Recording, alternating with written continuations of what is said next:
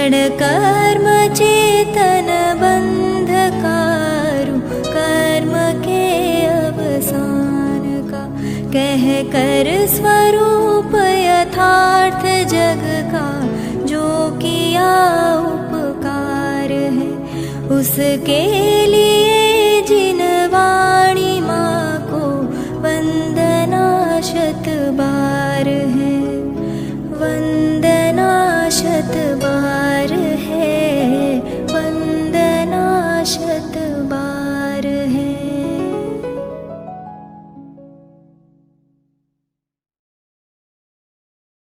वीरो मंगलम गौतमो गणी, मंगलम कुंद कुंदार्यो, जैन धर्मो सुमंगलम,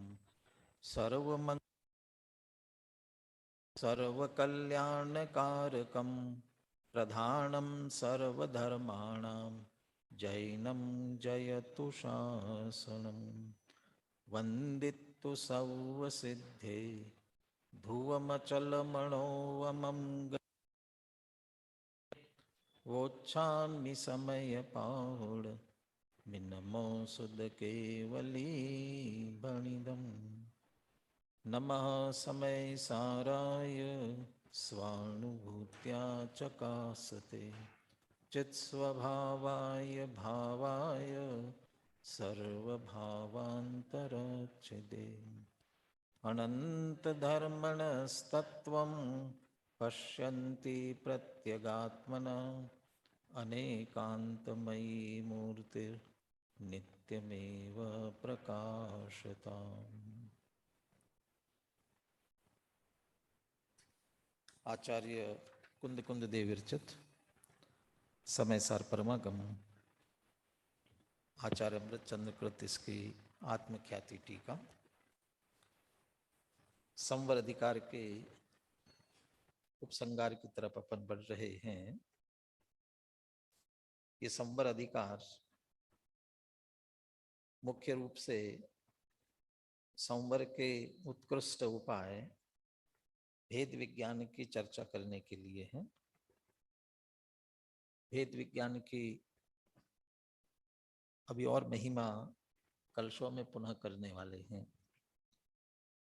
अंतिम 6 गाथाओं में पहले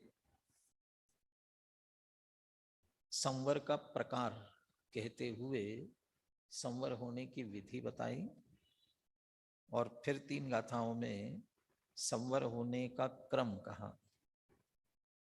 यदि हम इस बात पर ध्यान दें, जो संवर का प्रकार या विधि बताई थी वहां भावाश्रव के अभाव पूर्वक भाव संवर की मुख्यता थी। जो अध्यवसान भावों से या अध्यवसान भावों के निमित्त से होने वाले मोह राग द्वेष भावों को छोड़ करके आत्मा के द्वारा आत्मा को ध्याता है और उसे वास्तव में संवर प्रकट होता है या समस्त कर्मों का क्षय उसके होता है। और यहाँ द्रव्याश्रव के अभाव पूर्वक द्रव्याश्रव का अभाव क्रम से होकर के पूर्ण संवर अर्थात संपूर्ण कर्मों का अभाव संसार का अभाव होता है। इस रूप से ये चर्चा ली गई थी। अध्यवसान भावों का अभाव, इसलिए कर्म का अभाव, कर्म से नो कर्म का अभाव और नो कर्म से संसार का अभाव, ये संवर होने के क्रम की बात की थी। उस विषय को पूरा दोहराने के लिए अपन अनुशीलन में पेज नंबर 124 पर पंडित जयचंद जी छाबड़ा का जो भावार्थ है वह इन अंतिम गाथा और टीका के भाव को स्पष्ट करने वाला उसे प्रत्यय है। उसी संदर्भ में जैसे आचार्य की टीका में कुछ विशेष चर्चा आई है और गुरुदेव के प्रवचन का थोड़ा अंश इतनी चर्चा करते हुए अगले कलश की ओर बढ़ेंगे। पेज नंबर 124 अनुशीलन में टीका के भाव को इस सरल भाषा में पंडित जयचंद जी ने भावार्थ में प्रस्तुत कर दिया, जो इस प्रकार है। जीव के जब तक आत्मा और कर्म के एकत्व का आशय है, और इसी का अर्थ कर रहे हैं कि भेद विज्ञान नहीं है। क्योंकि दोनों का एकत्व इसलिए भेद विज्ञान नहीं है। तब तक मिथ्यात्व, अज्ञान, अविरति और योग स्वरूप अध्यवसान वर्तते हैं। अध्यवसान से मोह राग द्वेष रूप आश्रव भाव होता है।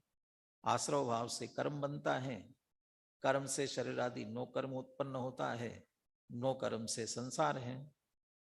ये तो संसार की स्थिति की बात की। अब इससे विपरीत चलते हैं।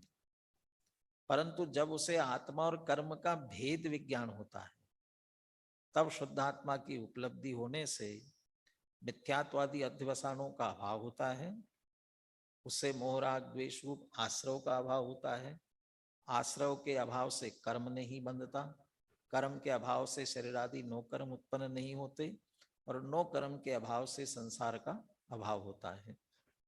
इस प्रकार संवर का क्रम जानना चाहिए।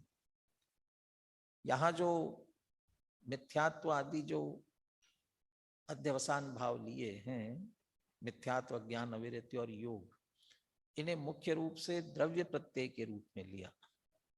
इसलिए इसकी जो चर्चा विशेष जैसे आचार्य की टीका में आई, वो उसकी बात करते हैं। यद्यपि आचार्य जैसेन भी तात्पर्य वृत्ति में आत्मख्याति का ही अनुसरण करते हैं, तथापि उन्होंने कुछ नया प्रमेय भी प्रस्तुत किया जो इस प्रकार है। शंका: अध्यवसान तो भाव कर्म रूप होते हैं, वे तो जीवगत ही होते हैं, उन्हें आप यहाँ उदय प्राप्त उद्गल द्रव्य प्रत्ययगत क्यों बता रहे हैं? माने वे भाव प्रत्यय जीवगत हैं या पुद्गल कर्मगत है? ये प्रश्न है इसमें से। समाधान: ऐसा नहीं है। क्यों? भाव कर्म दो प्रकार के, हमें तो कोई और भाव ख्याल। कहना क्या चाहते हैं? कौन से दो प्रकार? जीवगत भाव कर्म और पुद्गल कर्मगत भाव कर्म। अभी ये बात नहीं कर रहे हैं। जो जीव के विकारी भाव होते हैं, उन विकारी भावों को ही अपन भाव कर्म कहते हैं। और वे भाव कर्म जीव के हैं कि पुद्गल के हैं? किसके हैं वे भाव कर्म? किसके हैं? तो अशुद्ध निश्चय से जीव के हैं, और शुद्ध निश्चय में जाएंगे तो वे पुद्गल के हैं। तो दोनों कहते हैं ना, इस अर्थ में नहीं कह रहे हैं। भाव कर्म जीव में भी होता है और पुद्गल में भी होता है। तो जीव में कौन सा और पुद्गल में कौन सा? आप कोमट सार भी पढ़ते हैं, इसलिए आसानी से बात ख्याल में आ जाएगी। भाव क्रोधादि जीव रूप को जीव भावगत भाव कर्म कहते हैं, और पुद्गल पिंड शक्ति रूप को पुद्गल द्रव्यगत भाव कर्म कहते हैं। और इसके लिए उदाहरण भी दिया, पुग्गल पिंडो दव्वम कोहादि भाव दव्वम तु। इसे जीव भावगत कहते हैं, और पुग्गल पिंडो दव्वम तत्सत्ति भाव कम्मम तु, इसे पुद्गल द्रव्यगत कहते हैं। जैसे अपन ने सत्यासी गाथा में देखा है, मिथ्यात्वादी सभी दो दो प्रकार के हैं, जीव मिथ्यात्व और अजीव मिथ्यात्व। जो उपयोग रूप है वो जीव मिथ्यात्व, और जो सीधे पुद्गल कर्म रूप है वे अजीव मिथ्यात्व कहा था। तो क्रोधादि जीव के जो भाव हो रहे हैं, मिथ्यात्व रूप भी जो भाव हो रहे हैं, वे तो जीवगत कहलाएंगे। और पुद्गल पिंड की शक्ति का अर्थ, जब चार प्रकार का बंध होता है, उन चार प्रकार के बंधों में से प्रकृति, प्रदेश, स्थिति और अनुभाग। तो जो अनुभाग है वो फल देने की शक्ति है, तो उसमें जो शक्ति पड़ी है उसे कहते हैं वो पुद्गल का भाव कर्म है।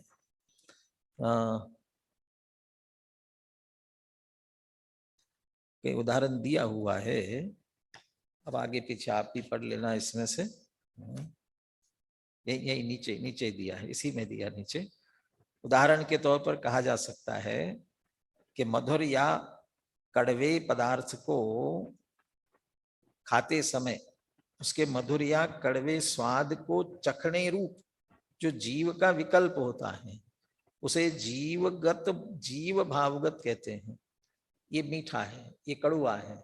ऐसा जो जीव को चखने में स्वाद आया वो जीव का। कभी भी ये कहेंगे ना ये कैसा है, इतना सा अपन शॉर्ट में प्रश्न पूछेंगे तो इतना ही कहेगा मीठा, कड़वा, इतना ही कहेगा। क्या मीठा, क्या कड़वा, तो वो जो स्वाद आ रहा है वो स्वाद की मुख्यता से वो बात करता है। तो ये जीव में आया इसलिए वो जीवगत भाव कहलाया।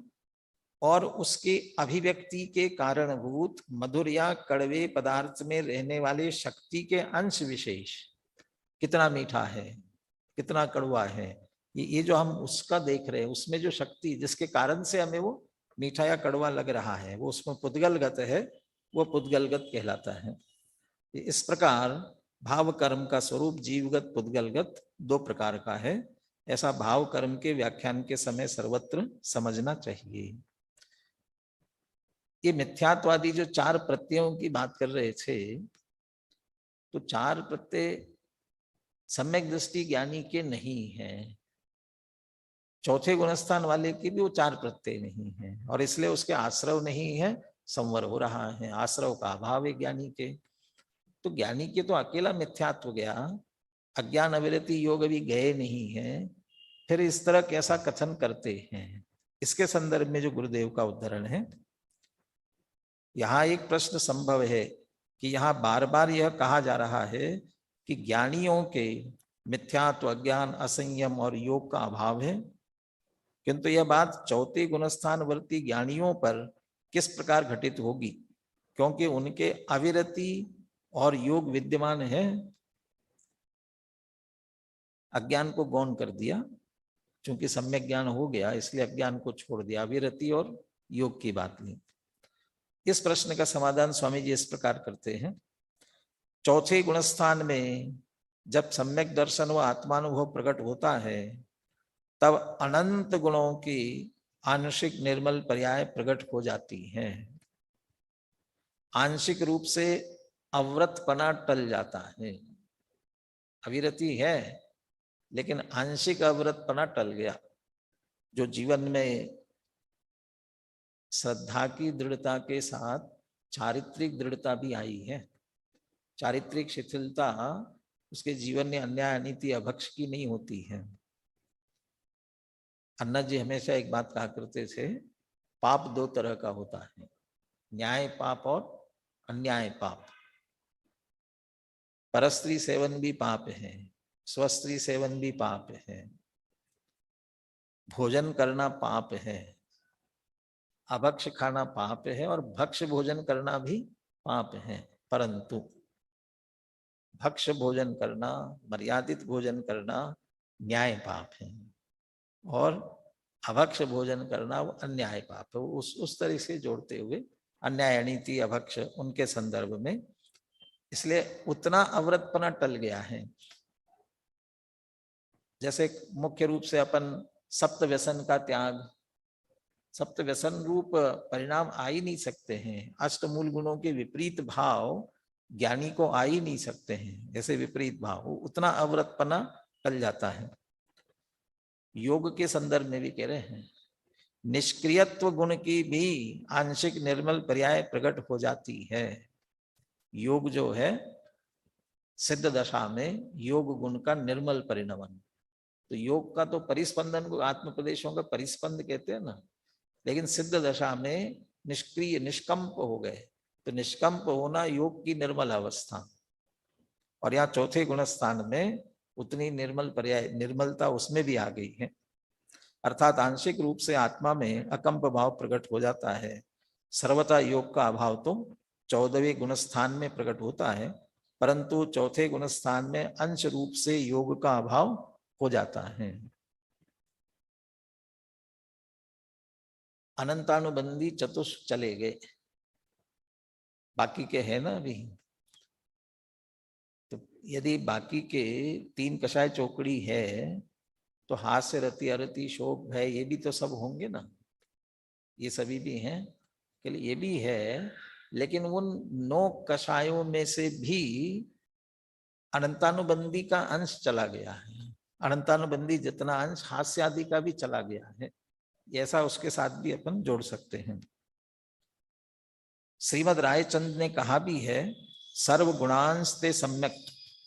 पंडित प्रवर श्री टोडरमल जी ने भी रहस्यपूर्ण चिट्ठी में लिखा है कि चतुर्थ गुणस्थानवर्ती आत्मा के ज्ञानादि गुण एक देश प्रकट हुए हैं। तात्पर्य यह है कि ज्ञानादि सर्व गुणों का एक देश प्रकट होना सम्यक दर्शन है, तथा सर्वदेश प्रकट होना केवल ज्ञान है।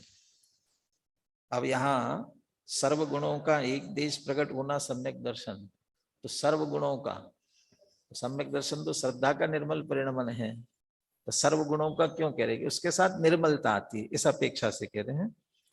और सर्व देश प्रकट होना, तो सर्व गुणों का सर्व संपूर्णता प्रकट होना। लेकिन केवल ज्ञान तो ज्ञान का है, लेकिन उसके साथ सारे गुणों में पूर्णता आ जाती है। इसका अर्थ ही यह हुआ कि सर्व गुणों में चौथे गुणस्थान से ही आंशिक निर्मलता प्रकट होती है। जिसे अनंत गुणों के एक पिंड रूप आत्मद्रव्य का अनुभव हुआ, उसका यथार्थ ज्ञान होकर प्रतीति हुई, उसे सर्व अनंत गुणों का अंश तो निर्मल प्रकट होता ही है।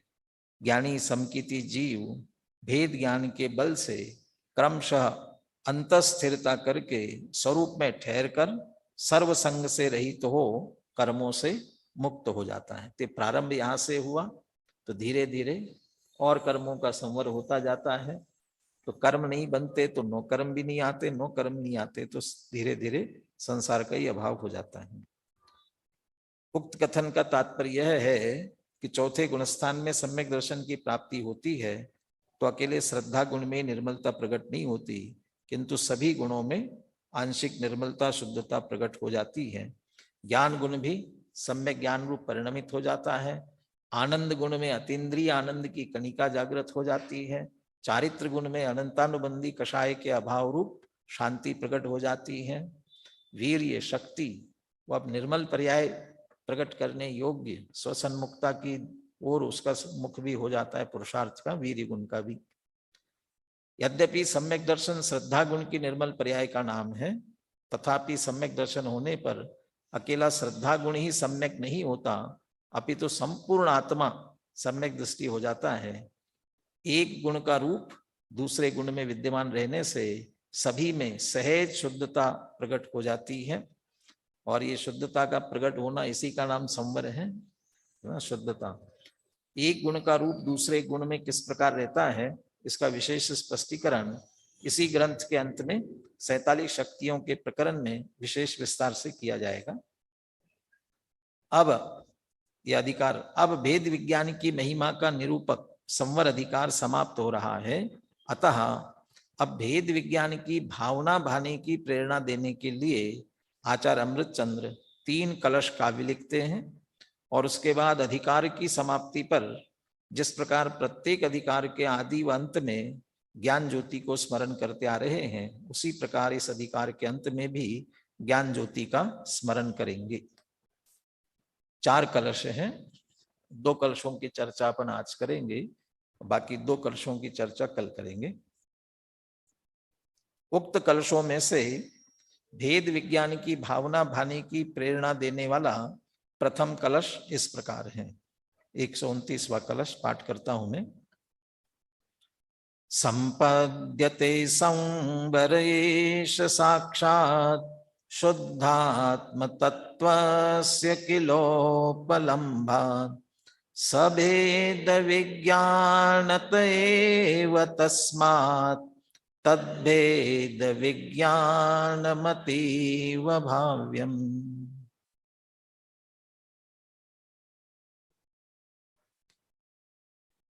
एष संवर, संवर एष है ना, संपद्यते संवर एष साक्षात शुद्धात्म तत्वस्य किलोपलम्भात्।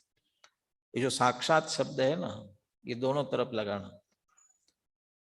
एष संवर साक्षात संपद्यते, साक्षात संवर संपद्यते, यह साक्षात संवर प्रकट होता है। और साक्षात संवर का मतलब पूर्ण संवर, मुक्ति तक। कैसे, किससे होता है? शुद्धात्म तत्वस्य किलोपलम्भात्। किल माने वास्तव में शुद्धात्म तत्व की उपलब्धि से ही होता है।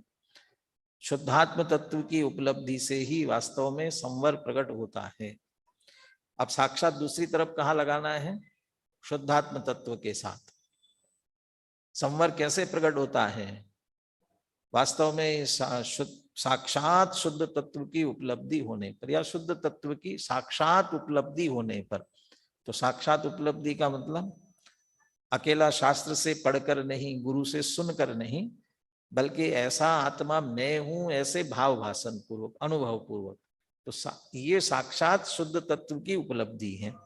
और ऐसी उपलब्धि जब होती है तब संवर प्रकट होता है। और शुद्ध तत्व की उपलब्धि लगातार बनी रहे तो पूर्ण संवर प्रकट होता है, मुक्ति की प्राप्ति होती है। जिस शुद्धात्म तत्व की उपलब्धि से संवर होता है ना, वो शुद्धात्म तत्व की उपलब्धि किससे होती है?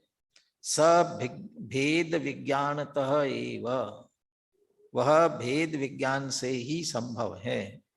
माने जिस शुद्धात्म तत्व की उपलब्धि से संवर होता है, उस शुद्धात्म तत्व की उपलब्धि भेद विज्ञान से ही होती है।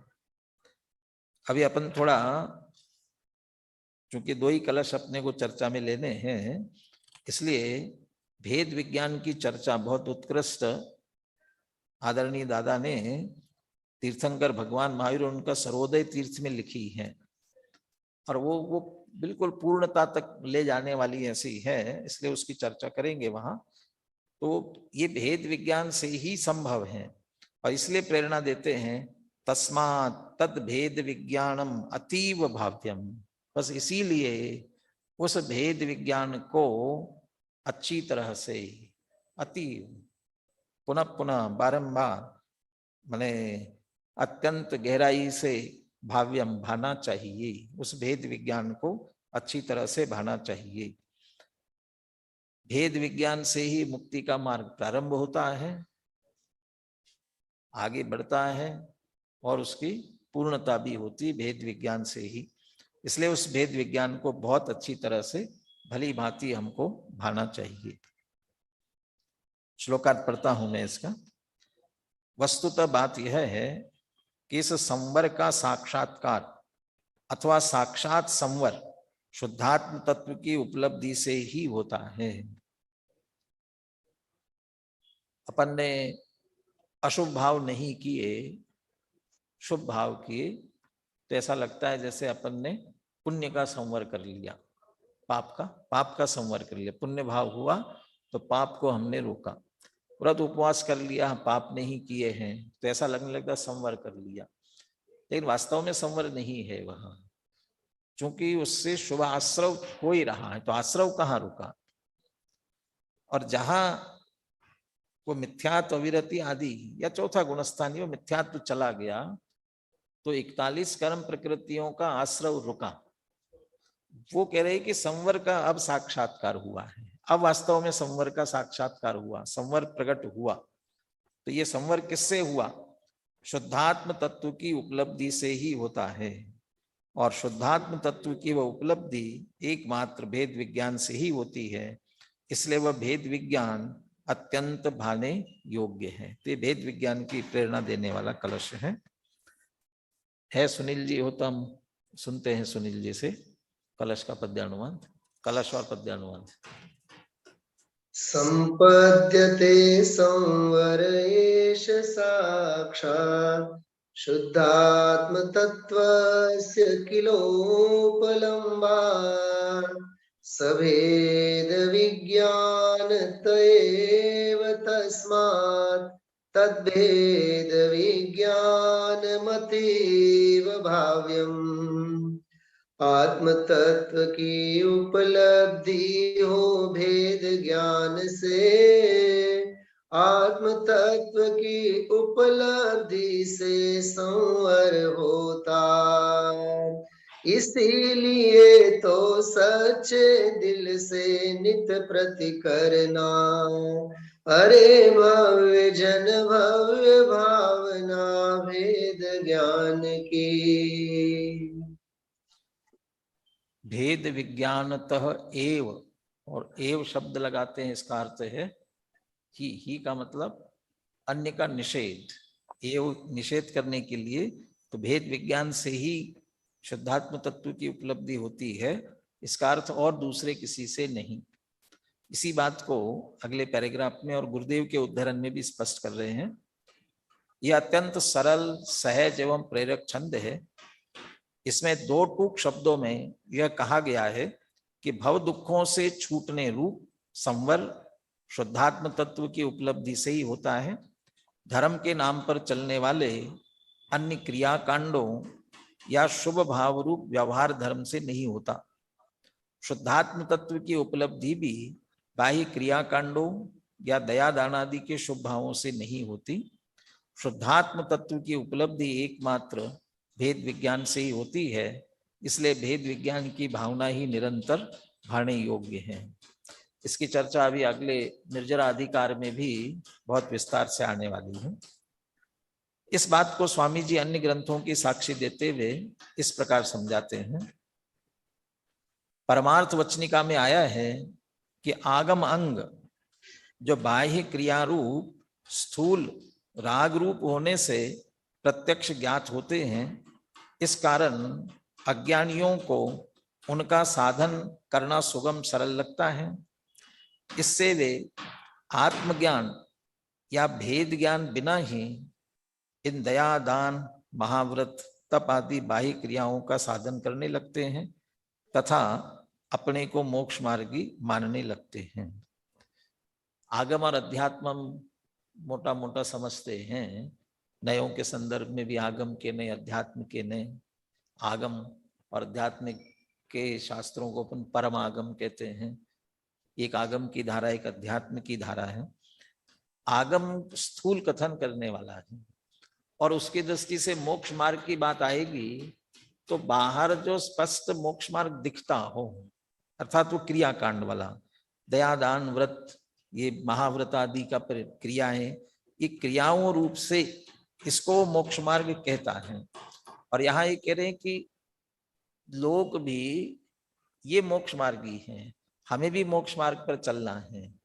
तो ज्ञानियों का बाह्य आचरण जो दिखता है और वे मोक्ष मार्गी है, हमें भी मोक्ष मार्ग पर चलना है, इसलिए मात्र उस बाह्य साधन को अपना कर, उनको वही दिख रहा है, स्थूल है, प्रत्यक्ष ख्याल में आ जाता है, हमें भी ऐसा करना चाहिए, इसलिए मात्र उतना ही करके अपने आप को मोक्ष मार्गी मानते हैं। बहिर्दृष्टि है, अज्ञानी है। परंतु दूसरी तरफ ये परमार्थ वचनिका का कथन है, परंतु अंतर्गर्भित जो अध्यात्म रूप क्रियाएं हैं वे अंतर्दृष्टि ग्राह्य है। किनकी? उन्हीं मोक्ष मार्गी जीवों की, ज्ञानियों की। ये बाहर की क्रिया दिख रही है लेकिन अंदर भी कुछ क्रियाएं हो रही हैं। वो कौन सी? अध्यात्म रूप क्रियाएं, वे अंतर्दृष्टि से ग्राह्य ही है। इस कारण अज्ञानी उन्हें नहीं जान पाते। कौन सी अंतर की क्रियाएं हैं? त्रिकाली शुद्ध आत्मा के आश्रय से जो निर्मल दशाएं प्रकट होती है वह अध्यात्म का व्यवहार है। अध्यात्म का निश्चय है त्रिकाली ध्रुव द्रव्य, उसका लक्ष्य उसकी स्थिरता, और उसकी स्थिरता करने से बाहर में जो सम्यक दर्शन ज्ञान चारित्र की पर्याय प्रकट हुई वह अध्यात्म का व्यवहार, वो दिखता नहीं है। वह अध्यात्म का व्यवहार है जिसे अज्ञानी नहीं जानते। इससे वे मोक्ष मार्ग साधने में असमर्थ रहते हैं। जो इस तरह बाह्य क्रिया में रचते हैं उनका संसार परिभ्रमण नहीं मिटता।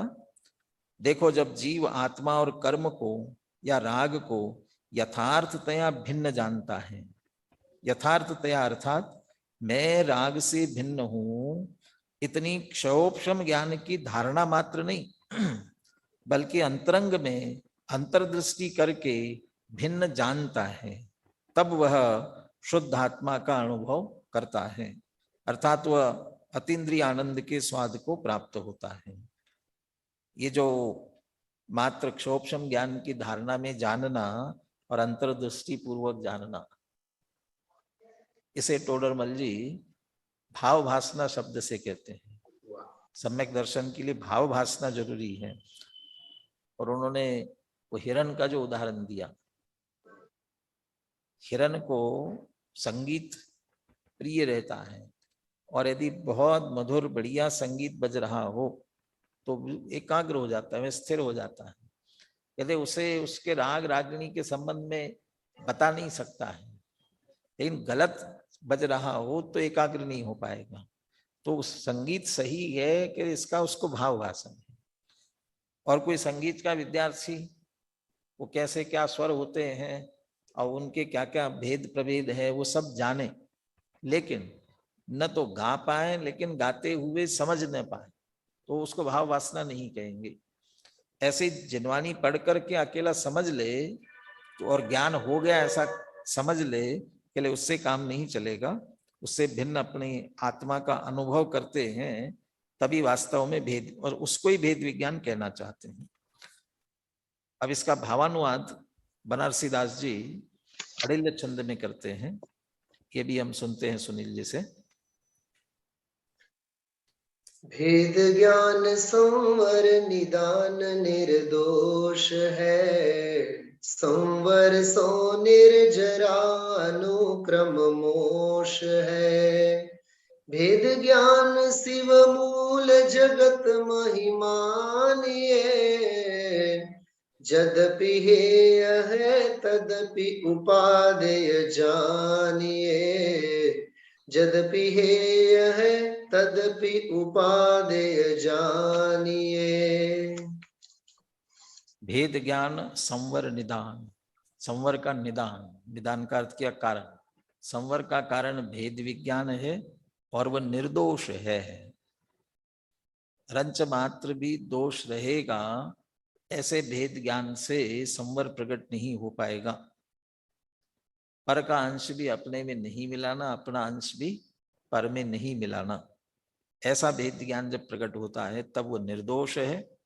संवर सो निर्जरा अनुक्रम मोश है, और जब संवर होता है तभी निर्जरा या वह निर्जरा ही कार्यकारी है और उस निर्जरा पूर्वक अनुक्रम से मुक्ति की प्राप्ति होती है।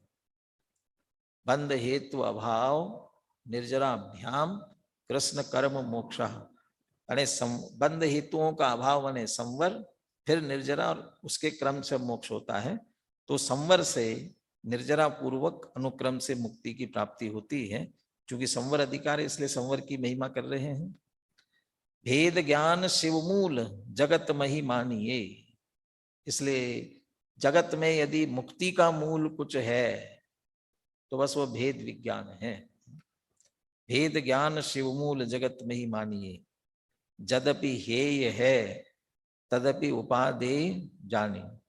अब इतनी भेद विज्ञान की महिमा कर दी और फिर कह रहे हैं कि यद्यपि हेय है फिर भी उपादेय जानो, ऐसा क्यों?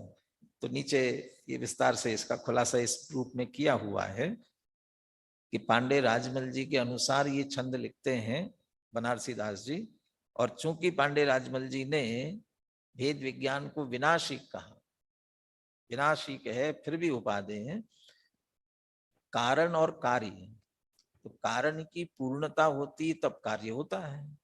कारण पूरा हुआ तो खत्म हो गया, फिर कार्य हुआ तो मुक्ति हुई, तो उस भेद विज्ञान से हुई तो भेद विज्ञान का कार्य पूरा हुआ। इस दृष्टि से वो विनाशिक कहते हैं। और बनारसी दास जी उसे हेय कह रहे हैं। तो विनाशिक होना अलग बात है और हेय होना, अब हेयता कैसे घटित हो? तो उसके लिए ये कहा कि भेद विज्ञान जब तक विकल्पात्मक होता है, तो विकल्प चलता रहेगा, तब तक वास्तव में कार्यकारी नहीं है। तो विकल्पात्मक वाला छूटता है और निर्विकल्प भेद विज्ञान होता है। वस्तु विचारत ध्यावते मन पावे विश्राम, रस स्वादत सुख उपजे अनुभव ताको नाम। लेकिन जब वस्तु का विचार हो रहा है तो भेद विज्ञान भी इस तरह से विचारात्मक है, तब तक वह विकल्पात्मक है, और वह छूटता है तब जाकर के अनुभव साक्षात होता है, वो भी भेद विज्ञान है। तो इस अपेक्षा से हेय और उपाधि दोनों विवक्षा से इसकी बात की गई है। अब भेद विज्ञान कब तक भाना, अब कब तक भाना जो कह रहे हैं ना, उससे भी ख्याल में आता है तब तक भाव और उसके बाद जरूरत नहीं है ना, इसका मतलब उसके आगे नहीं होता है। तो उस दृष्टि से भी वहां तक है, उसके बाद आवश्यकता नहीं है। तो कब तक भाना, वो 130 नंबर का छंद।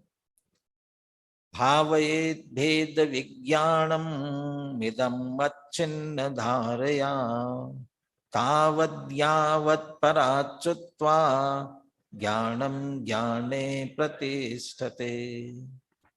इदं भेद विज्ञानम् अच्छिन्न धारया तावत् भावयेत्।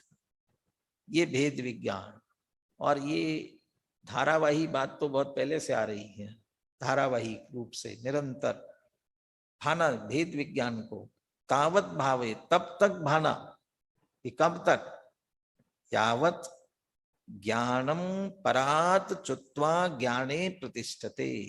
ज्ञान पर से च्युत होकर के ज्ञान में स्थापित हो जाए, स्थित हो जाए, प्रतिष्ठित हो जाए, तब तक। तो ज्ञान ज्ञान में प्रतिष्ठित कब होगा?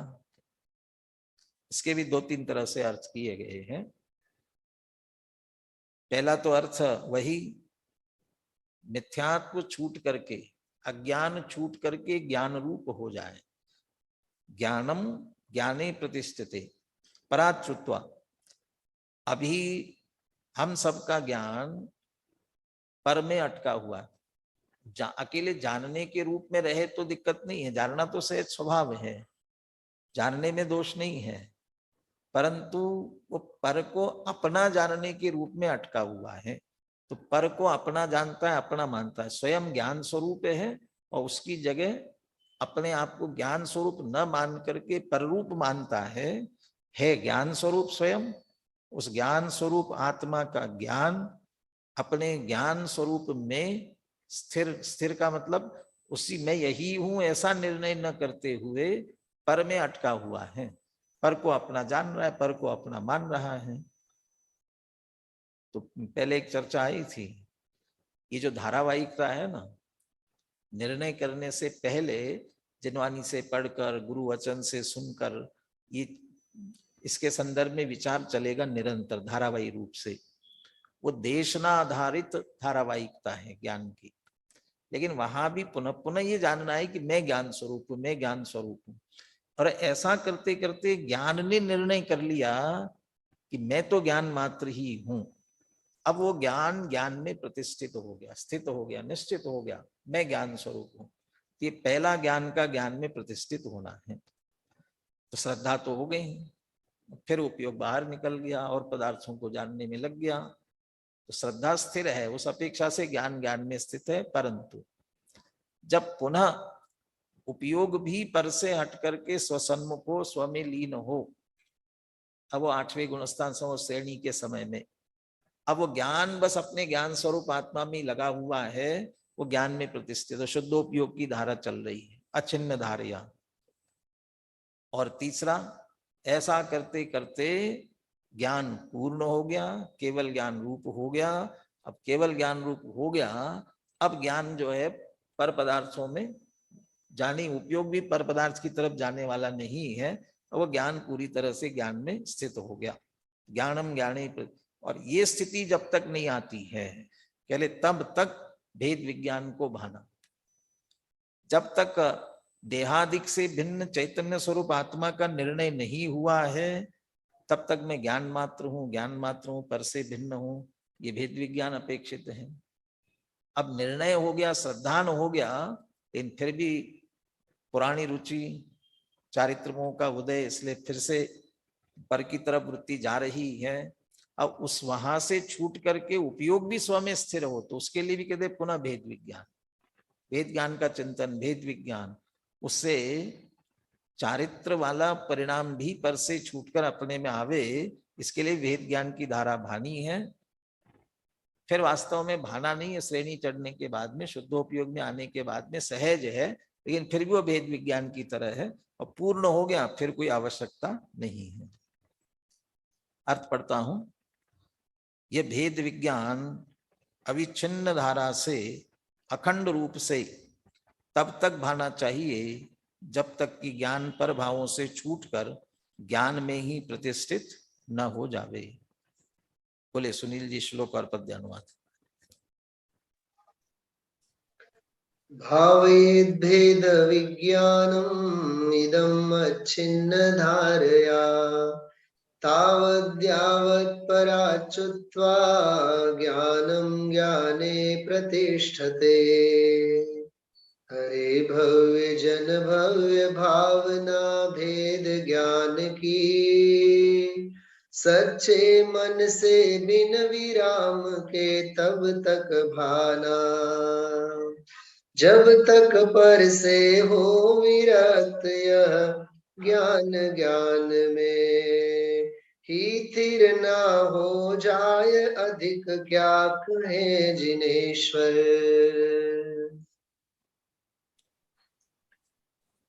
जयचंद जी छाबड़ा का भावार्थ यही नीचे तत्काल दिया है, वह भी पढ़ते हैं। यहाँ ज्ञान का ज्ञान में स्थिर होना दो प्रकार से जानना चाहिए। एक तो मिथ्यात्व का अभाव होकर सम्यक ज्ञान हो, और फिर मिथ्यात्व न आए तब ज्ञान ज्ञान में स्थिर हुआ कहलाता है। स्थिर होना चाहिए ना, यदि फिर से मिथ्यात्व आए तो स्थिर कहाँ हो, तो अस्थिर हो गया, फिर से छूट गया। इसलिए अकेला सम्यक दर्शन होना नहीं, बल्कि सम्यक दर्शन सम्यक ज्ञान हुआ, अब पुनः मिथ्यात्व नहीं होगा। तो क्षायिक सम्यक तो जैसे ही समझ लो, या जोड़ लो क्षायिक समझ लो, क्षोभक्षम है तो क्षायिक की तरफ ही जाने वाला है, ये पहला अर्थ लिया। दूसरे, जब ज्ञान शुद्धोपयोग रूप में स्थिर हो जाए और फिर अन्य विकार रूप परिणमित न हो, तब ज्ञान ज्ञान में स्थिर हुआ कहलाता है। जब तक ज्ञान दोनों प्रकार से ज्ञान में स्थिर न हो जाए, तब तक भेद विज्ञान को भाते रहना चाहिए। एक में श्रद्धा की मुख्यता है और एक में चारित्र संबंधी उपयोग की मुख्यता है। दोनों तरह से स्थिर न हो जाए तब तक निश्चित रूप से इसे भाते रहना चाहिए। बनासदास जी का भावानुवाद भी सुनते हैं। बोलिए सुनील जी। भेद ज्ञान तब लो भलो, जब लो मुक्ति न होय। परम ज्योति परगट जहां, तहान विकल्प कोय। अभी तो ये कहा था ज्ञानम ज्ञाने प्रतिष्ठित है, ज्ञान ज्ञान में स्थित हो। और बनासदास जी का कब तक कह रहे हैं? भेद ज्ञान तब लो भलो, जब लो मुक्ति न हो, जब तक मुक्ति न होवे। यहाँ अभी अपन ये पूरा तो नहीं पढ़ेंगे, अपन सीधा भेद ज्ञान के संदर्भ में चर्चा है वो पढ़ेंगे सीधी। लेकिन इसमें कहा मुक्ति न हुई, जो कहा है ना, केवल मुक्ति भी बहुत प्रकार की है। सबसे पहली मुक्ति दृष्टि मोक्ष है, तो उसके लिए भेद विज्ञान की आवश्यकता है। फिर मोह से परिग्रह भी छोड़ते हैं, तो वहां भी उन सबसे भेद विज्ञान की आवश्यकता है। फिर राग छूटता है, पूरी तरह से वितराग होता है, तो उसके लिए भेद विज्ञान। अब देह से मुक्त होने के लिए कुछ करने की जरूरत नहीं है, वो तो सहज होने वाला है, फिर भी कहेंगे कि वो भेद विज्ञान हुआ। लेकिन यहाँ ऊपर तो कहा कि जब लो मुक्ति ना हो, जब तक मुक्ति ना हो। लेकिन नीचे की पंक्ति में क्या कह रहे हैं? परम ज्योति प्रगट जहां, तहां न विकल्प कोई। जहां परम ज्योति सर्वोत्कृष्ट अर्थात केवल ज्ञान प्रकट हो गया, अब केवल ज्ञान ही प्रकट हो गया, अब कौन सा विकल्प? उससे नीचे तो भेद विज्ञान का विकल्पात्मक भी बहाना पड़े कदाचित। जब हम केवल ज्ञान हुआ, वहां तो कोई विकल्प नहीं है, तो भेद विज्ञान की भी विकल्प करने की बात नहीं है, फिर तो सहज स्वरूप में स्थिर हो जाता है। तो ये दोनों विवक्षाओं से उसे समझ लेना चाहिए। अब हम 132 पेज पर आकर के उस भेद विज्ञान की चर्चा पूरी संलग्न, अभी मैं कोई चर्चा नहीं करूंगा, लेकिन कहाँ कहाँ भेद विज्ञान करना है। अभी तो हम अकेले पर से भेद विज्ञान इतनी मुख्यता कर रहे हैं, लेकिन वितरा विज्ञान पाठमालाओं में सबने पढ़ा है हमने, दृष्टि का विषय किसे कहते हैं, द्रव्य दृष्टि किसे कहते हैं, तो वहां तक इसको पहुंचा। या आत्मानुभूति और तत्व विचार, वहां भी ये सब चर्चा आई हुई है। तो भेद विज्ञान कैसे होता है 132 पेज पर है। पर से भिन्न निजात्मा को जानना ही भेद विज्ञान है। भेद विज्ञान स्व और पर के बीच किया जाता है, अतः इसे स्वपर भेद विज्ञान भी कहा जाता है। वस्तुतः यह आत्मविज्ञान ही है, क्योंकि इसमें पर से भिन्न निजात्मा को जानना ही मूल प्रयोजन है। भेद विज्ञान में मूल बात दोनों को मात्र जानना या एक सा जानना नहीं है। दोनों को जानना भी नहीं अकेले, या एक सा भी जानना नहीं है, भिन्न भिन्न जानना है। भिन्न भिन्न जानना भी नहीं, पर से भिन्न स्व को जानना है। पर को छोड़ने के लिए जानना है, स्व को पकड़ने के लिए। पर को मात्र जानना है, स्व को जानकर उसमें जमना है, रमना है। स्व और पर को जानने का आशय उनके भेद प्रभेदों के विकल्प जाल में उलझने से नहीं, किंतु समस्त भेद जिसमें समा गए हैं, ऐसे अभेद अखंड आत्मा को अखंडपणे जानने से है। ये सारे भेद विज्ञान की ही बात है इसमें पूरी। दृष्टि की अपेक्षा त्रिकाली ज्ञानानंद स्वभावी ध्रुव चैतन्य निज तत्व ही स्व है। सब पुद्गलादि अचेतन पदार्थ, उनके गुण, उनकी पर्यायें तो पर हैं, साथ ही आत्मा में उत्पन्न होने वाले मोह राग द्वेष आदि विकारी भाव रूप आश्रव बंध पुण्य पाप तत्व भी पर हैं। यहां तक कि संवर निर्जरा और मोक्ष रूप अविकारी पर्यायें भी पर की ही कोटि में आती हैं। क्यों? ये तो अपने भाव है ना, पर की कोटि में कैसे हो गए? निर्मल पर्याय हैं, पर की कोटि में कैसे गए? क्योंकि इन्हें जीव तत्व में शामिल मान लेने पर संवर आदि तत्व जुदे नहीं बनेंगे। हम जीव तत्व को स्व कह रहे हैं, यदि इनको भी शामिल कर लिया तो फिर वे तत्व कैसे बनेंगे? तो संवर है, निर्जरा मोक्ष अलग तत्व है वे। समस्त पर जीव द्रव्य अजीव द्रव्य आश्रव बंध संवर निर्जरा और मोक्ष रूप पर्याय तत्वों से दृष्टि हटाकर इनसे भिन्न निजात्म ध्रुव तत्व में दृष्टि और ज्ञान को केंद्रित करना ही स्वपर भेद विज्ञान है। माने अपनी पर्यायों से, स्वयं की पर्यायों से भी पार, वो भी भेद विज्ञान में शामिल है।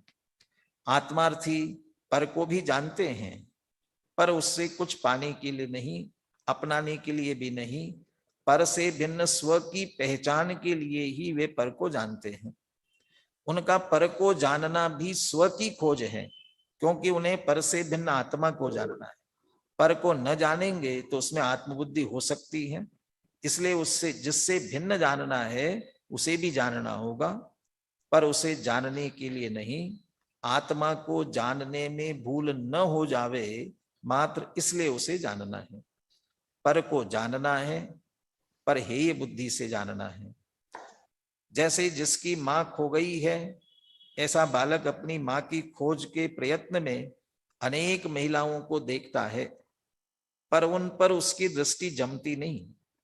यह जानते ही कि यह मेरी मां नहीं है, तत्काल उनसे उसकी दृष्टि हट जाती है।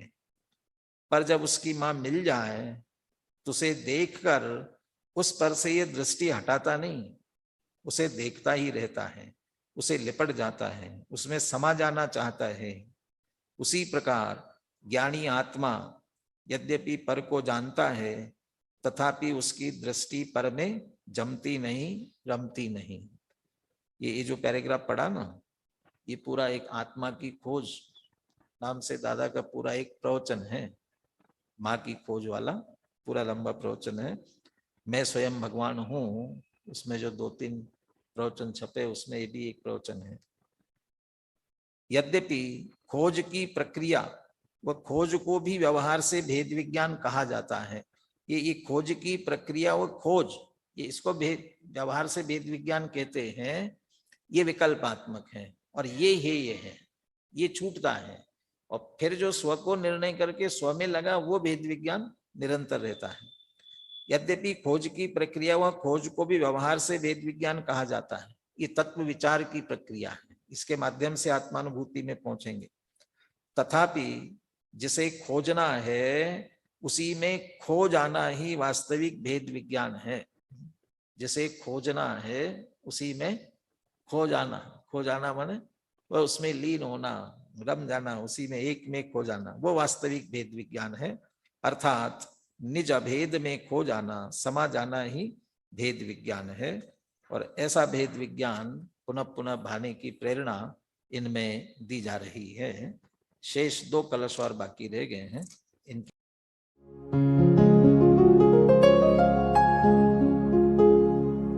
निज निधि निज में बताए, यह अनंत उपकार है उसके लिए जिन वाणी माँ को वंदना शत बार है, वंदना शत बार है, वंदना शत बार है।